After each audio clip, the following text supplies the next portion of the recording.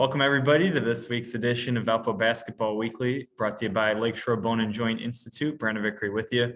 Glad to be joined by the head coach of the Valpo women's basketball program, Mary Evans, as we look back at an in-state weekend against Indiana State and Evansville and get ready for another big game this Friday night. Let's start, though, Coach, with Sunday's game against Evansville. Down 18-9 after one quarter. Kind of take me through what was said between quarters and what led to things turning around in that second quarter where you outscored the Aces 22-4. I think we talked a lot about our defense. I thought we were getting, once we got through the first couple minutes of the first quarter, we started getting good looks. We just were missing them. But we talked a lot about defense and picking up our aggressiveness and switching ball screens more aggressively. And I thought the change in the second quarter was 100% defensive led. It was getting a lot of steals. It was keeping them from scoring, so we didn't have to face their full court pressure. So really proud of the way they came out and guarded for the majority of the game yesterday. And that, I think, was the big difference. It'd be nice to get Carrie Weinman back from an injury. She was able to play this weekend. Let's talk about integrating her back in and the decision to keep two of kind of your marquee players in recent years coming off the bench and what that's like to have some firepower coming off the bench with that second unit. Yeah, I think, the situation after Christmas and the injuries and the COVID issues, I think really kind of led to us discovering we had a little bit more depth than maybe we thought prior to Christmas. And I thought, Leah and Olivia have come off and have done a fantastic job through those first 6 games of the conference slate. They're getting us off to a good start. So, for me, you hate to pull kids from a starting position when they really have earned that time. So, I think Grace and Carrie have done a fantastic job coming off the bench. I think Grace provides such a spark coming off the bench. I mean, she's instant offense. She's a great defender. She's a fantastic rebounder. So she just brings a lot of production and a lot of firepower off the bench. And I was really happy to see Carrie kind of get back into the swing of things. You kind of tell the first day back into full contact practice, she was a little hesitant, but she seemed like she was getting her timing back this weekend and had some really big plays. I think she had 3 straight steals yesterday against Evansville. So it was good to see her back getting minutes and just excited about the depth that we have now, being able to play, a solid 9 deep. You mentioned Grace, and while we're talking about her, let's talk about that stretch in the game yesterday in the third quarter where she goes 5 for 5, I think, in a 3-minute stretch, hits 3 threes, scores 13 points in that one stretch alone. What did you see from her in terms of that hot streak in the game and what it's like to have someone who can take over a game in that manner? Yeah, I mean, Grace is an amazing basketball player. And I think, sometimes with seniors, they start to see the end of their career. And our seniors are down to a guaranteed 11 games left with the 10 regular season games and the 1 game in the conference tournament guaranteed. And so, I think a lot of times seniors, they really start to feel a sense of urgency because they kind of see their window closing down. And, I think Grace is a talented player, and I hope that she'll continue to play after college overseas. But, I think she has been super focused this year. She works tremendously hard off the court.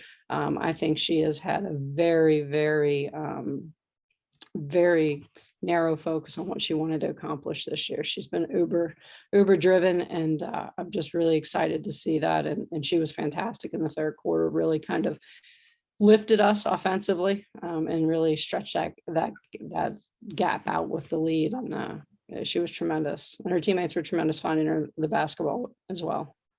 We won the rebounding battle in the game on Sunday, both in terms of overall and offensive rebounds, much different from Friday against Indiana State. What changed in terms of the way you rebounded between the 2 games this weekend?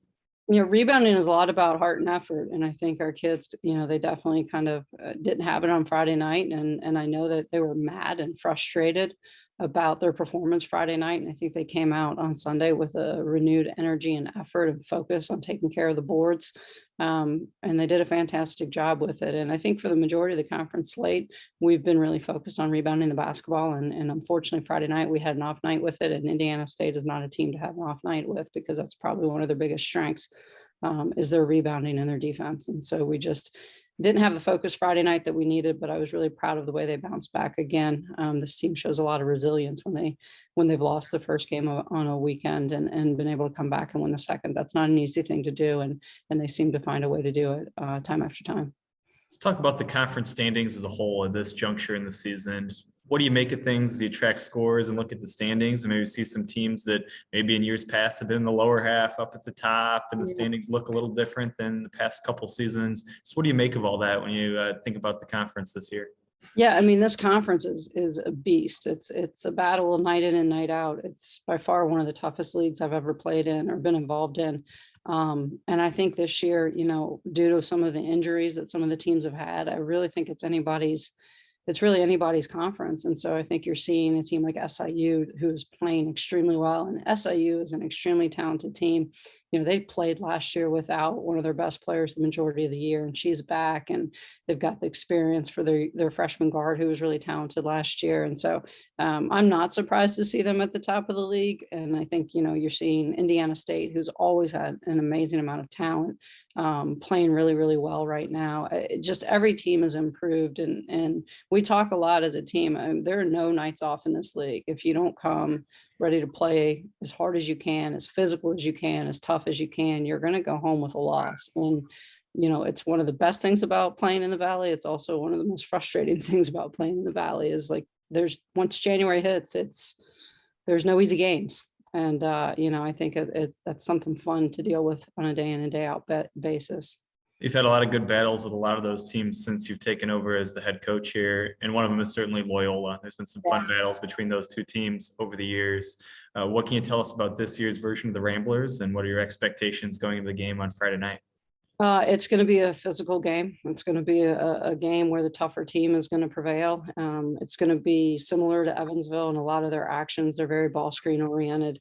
They're very post oriented. They're extremely good defensive team. I think, them and Illinois State, SIU, Missouri State are really good defensive teams, more with not so much with aggressiveness, but just with toughness and physicality, rebounding the basketball. I mean, it's going to be a game where we're going to see if we've made improvements from the Indiana State game, because we're going to have to take care of the defensive glass.